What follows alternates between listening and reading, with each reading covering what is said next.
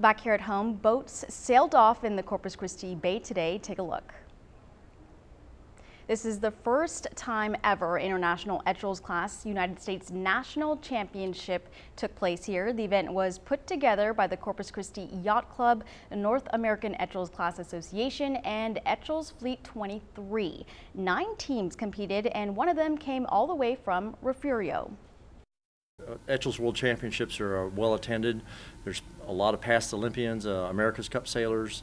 The fleet's really deep. In fact, this weekend we had 6 past world champions attending here. So it's a very talented fleet, and it's a hard boat to sail, and a very hard boat to sail well.